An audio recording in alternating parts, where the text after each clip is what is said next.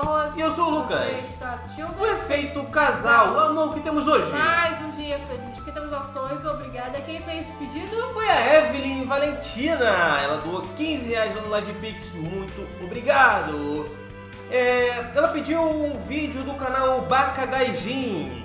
Quem conhece o Baka Gaijin, ele faz uns vídeos lá no Japão, andando, falando as curiosidades do bairro lá onde ele está andando, coisas que acontecem lá. Eugenia e uma palavra que eu não quero falar aqui no YouTube, porque o YouTube é muito sensível, mas é a situação lá de Explode no Radiofly no Japão. Beleza? Antes de ir pro vídeo, o que a gente tem que fazer, amor? Deixa o like, se inscreva, ativa o sininho e bora pra reação. Bora! Bom, hoje eu tô aqui em Ueno Hirokode, né? Essa aqui é uma região de Ueno que não é tão conhecida. Ueno é muito grande, né? O pessoal geralmente que vem pro Japão fica ali na região do Ameiyoko. O Parque de Ueno também é muito famoso e essa região fica aqui perto, né? Fica aqui grudado no Ameiyoko e no Parque de Ueno, mas é uma região que já não é tão acessível assim. Porque não tem tanta coisa pra se fazer, Parecido né? É com mais a Central do entretenimento Brasil. adulto, né? Um distrito da Luz Vermelha. Não é tão grande quanto Kabukicho ou outros distritos que tem aqui em Tóquio mesmo. Mas é uma região mais voltada ali pro entretenimento adulto, só fica movimentado de noite praticamente. Eu vou caminhar por aqui enquanto eu falo sobre algumas notícias que circularam aí nas últimas semanas. Eu vi, saíram em praticamente todos os principais jornais aí do Brasil. Eu vi na internet, tinha essa notícia. Muita gente me mandou, né, no Instagram, pediram para eu comentar sobre essas coisas e tudo mais. Nossa, ficou E são assuntos muito Ela tem muita delicados, né, pra máquina dizer o mínimo. pra São comprar assuntos coisa. muito delicados em relação aqui ao Japão, à política japonesa e à sociedade japonesa, né? Algumas dessas coisas eu já citei brevemente em outros vídeos aqui no canal, mas Coca-Cola Light. é sempre bom falar sobre esse tipo de coisa, tá ligado? Porque realmente é o tipo porteiro. de... Esse maluco aqui é Mas- porteiro. Aqui, ó. Com roupa, camisa branca, calça preta e molho de chave aqui, é sempre porteiro. bom falar sobre esse tipo de coisa, tá ligado? Porque realmente é o tipo de coisa que não pode passar batido, né? Outro porteiro A gente aí. às vezes fica horrorizado por coisas muito menores que acontecem em outros países. Então é importante chamar atenção para esse tipo de coisa, até para que não se repita, né? Nem aqui e nem em lugar nenhum. A primeira notícia é sobre a tal da Lei de Eugenia japonesa, né? Que foi criada logo depois da Segunda Guerra, em 1948, se eu não me engano, e que só foi extinta em 1996, Olha o capota tá ligado? ali.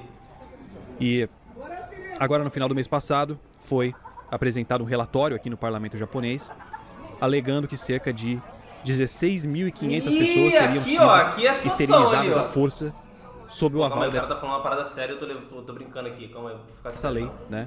E agora essas pessoas estariam aí pedindo uma indenização do governo. Elas já estão lutando por essa indenização já há décadas, algumas delas, né? Mas agora ficou pronto esse relatório. É um relatório gigantesco de 1.400 páginas, né? Que foi entregue relatando ali em detalhes cada caso Mano, aquilo era um de gato? cada uma dessas vítimas aí Não era não. que foi vítima dessa lei de eugenia, né? Pra quem não sabe, a eugenia, no caso, é uma das bases políticas do nazismo, né? É o ato de você selecionar seres humanos com base em características físicas e hereditárias, como se alguns fossem superiores a outros, tá ligado? Por mais absurdo que isso possa parecer, né? Tinha uma lei em vigor no Japão até 1996, ou seja, ontem, né? Que o nome dessa lei era Lei de Proteção Eugênica, né? E essa lei basicamente permitia legalmente que clínicas e hospitais e, enfim, né, instituições de saúde esterilizassem à força pacientes com deficiências intelectuais para que eles não transmitissem as características genéticas deles para as próximas gerações. Aparentemente estava no texto da lei, pelo que eu li nos sites de notícia, né, estava no texto da lei que o objetivo dessa lei era impedir o nascimento de descendentes de má qualidade. Era assim que eles colocavam o bagulho, tá ligado? De acordo com esse relatório que foi apresentado aí mês passado, dentre essas 16 mil pessoas, né, que foram esterilizadas à força, a maior parte, claro, eram mulheres e muitas eram adolescentes na época e Pô, até algumas existe em crianças, tá todo ligado? lugar, Tem mano. relatos de crianças de até 9 anos de idade sendo esterilizadas já Tá maluco, por velho, apresentarem que isso? algum distúrbio ali, algum problema psiquiátrico. E tipo assim, essas cirurgias, né, que eles faziam de esterilização não só eram realizadas sem o consentimento das vítimas, né, como mesmo depois, né, as vítimas não eram informadas do que tinha, do procedimento que tinham feito nelas, tá ligado? Em 1953, o Ministério da Saúde japonês aprovou algumas diretrizes, né, em relação a essa lei eugênica que diziam que se a comissão médica, né, que estava ali em cuidado ali do paciente julgasse que era necessário, né, eles tinham direito, a comissão médica tinha direito de anestesiar o paciente e até enganar o paciente para conseguir fazer a cirurgia nele, mesmo sem o consentimento, né? Os caras diziam assim que iam fazer um procedimento de rotina, né? Ou alguma cirurgia simples ali, uma operação no apêndice, tá ligado? E no fim esterilizavam a pessoa, né? Então, tem gente que passou a vida inteira tentando ter filho sem saber que tinha sido esterilizado na adolescência, tá ligado? O bagulho é bizarro. Tem o caso, por exemplo, dessa mulher que se identifica como Junko Izuka, né? Não é o nome dela de verdade, mas é um pseudônimo que ela tá usando aí pra se identificar.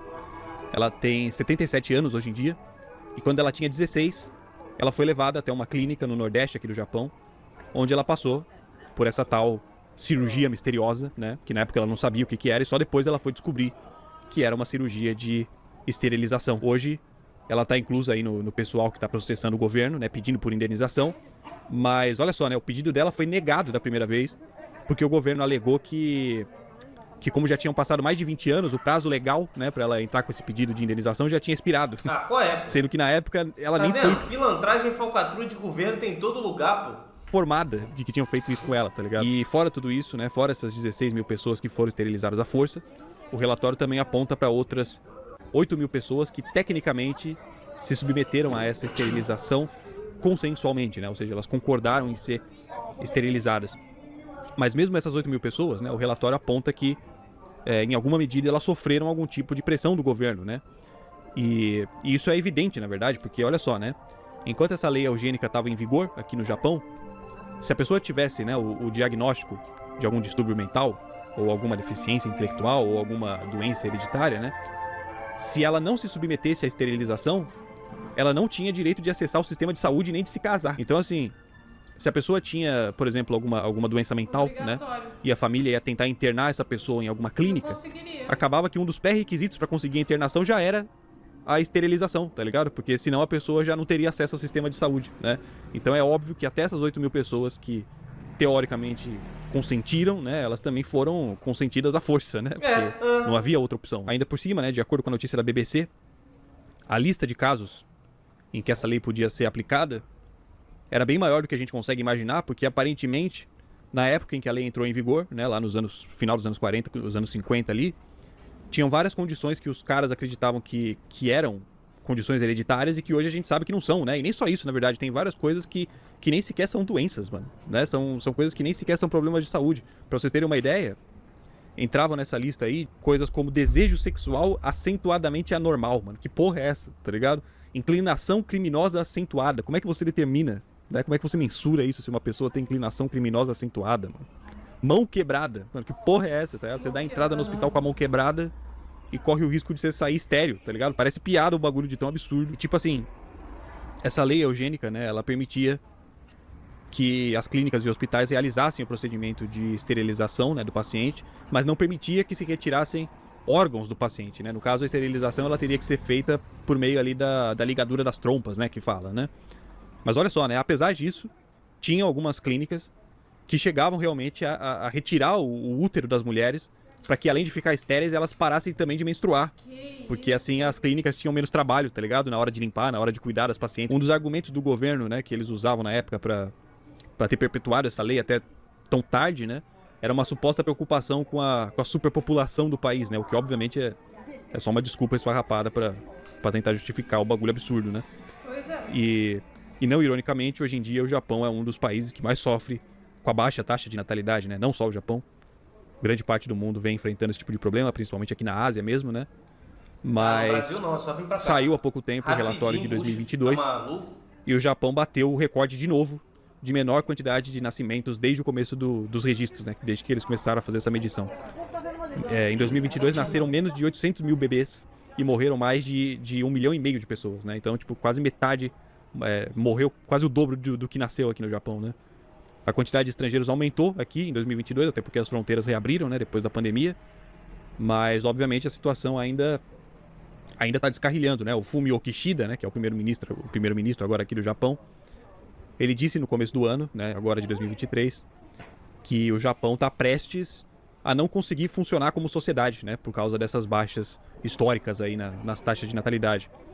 E isso se torna ainda mais bizarro quando você descobre que até 1996 tinha uma lei que esterilizava o povo japonês à força. Só em 2019, para você ter uma noção, é que o governo se pronunciou oficialmente pela primeira vez, né, para fazer um pedido de desculpas formal por essa lei de eugenia, né? E na época o Shinzo Abe tinha prometido ali uma indenização de aproximadamente R$140 mil na conversão direta, né, para cada vítima. E pelo que eu entendi, só 1.000 e poucas pessoas receberam essa indenização até hoje, né? E na real é uma indenização bem bosta, né, também, pelo tamanho do bagulho. Bom, né, não tem como mensurar em dinheiro um bagulho desse, na verdade, né? Mas, enfim, se for pra mensurar, ainda R$140 mil não é nada perto do drama que foi isso, né? Enfim, esse era um assunto que o pessoal tava pedindo pra eu comentar.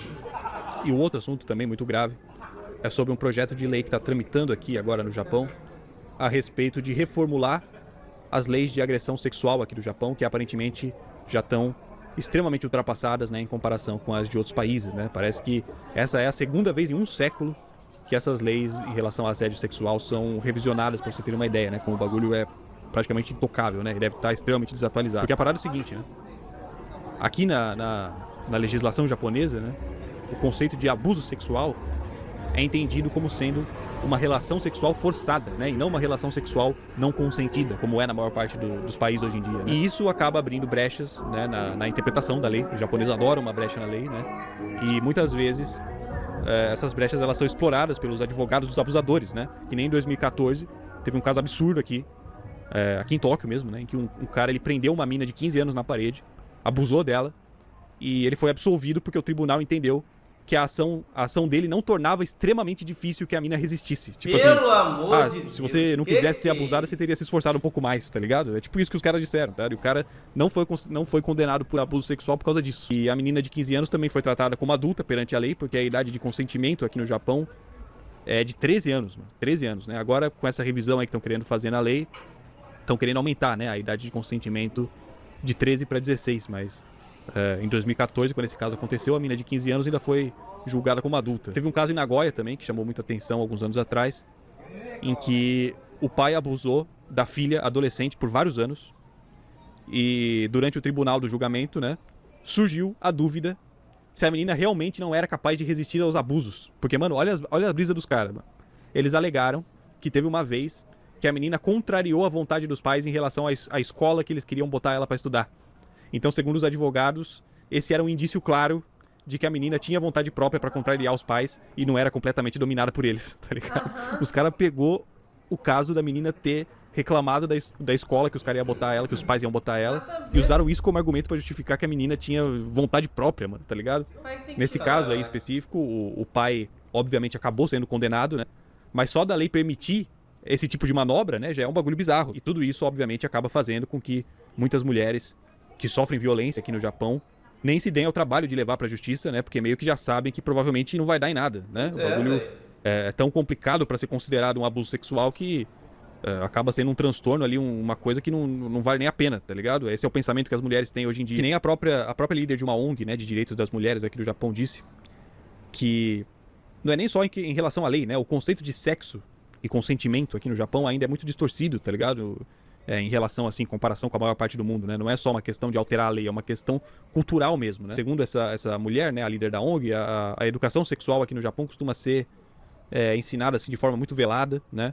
E a ideia de consentimento quase nunca é abordada, sabe? Então as crianças, elas crescem com uma ideia completamente errada do bagulho. E também, desde pequeno, né, as crianças costumam ter acesso à pornografia. E na pornografia japonesa é muito comum que as mulheres atuem realmente como se elas estivessem ali contra a vontade, sabe? Ou sem vontade nenhuma, né? O que ajuda a perpetuar essa ideia, assim, de que o consentimento é meio que arbitrário, ou não é necessário, tá ligado? Então, esse também é outro assunto importante. A gente já falou sobre esse tipo de coisa algumas vezes aqui no canal.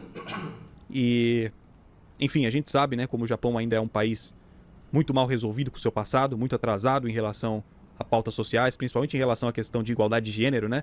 Inclusive, recentemente, teve aquela cúpula do G7, não sei se vocês viram, né? Sobre igualdade de gênero.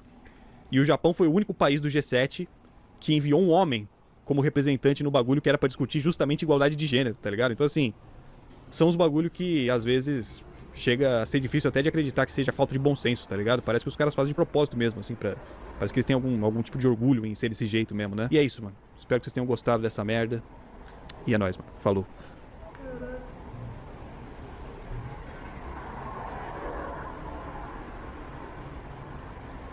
Porque ele finalizou o vídeo das 3 moças. Não sei, velho. Não Sei. Como eu falei, eu já tinha visto alguns vídeos já do Baka Gaijin, achava muito interessante, até porque, cara, eu acho que o Japão é um país muito curioso. Curioso que eu digo o quê? É diferente, sabe? E a gente tem a curiosidade de saber como é outros países, como é a rua, como é a rotina, e emendando ainda em histórias que ele conta, cara, fica muito, muito, muito da hora mesmo. E a gente olhando ali, cara, vestimento é muito parecido, povo na rua, tá ligado? Lembrei muito dos bequinhos que tem na Central do Brasil lá, mais limpo, obviamente, né, do que na Central do Brasil, mas, cara, que bizarrice de histórias, hein, mano? Que país atrasado. Pra algumas coisas é muito avançado, pra outros é atrasado demais. Verdade. Que isso. E foi meio chocante em que as pessoas iam pro hospital com o braço, a perna quebrada. Sair estéreo. Saia de lá, não podemos ter filho, gente. Que Que loucura. horror. Por isso que o país tá menos populoso. Com o passar do tempo vai ficar faltando mão de obra, porque não estão deixando as crianças nascer, estão morrendo bastante pessoas.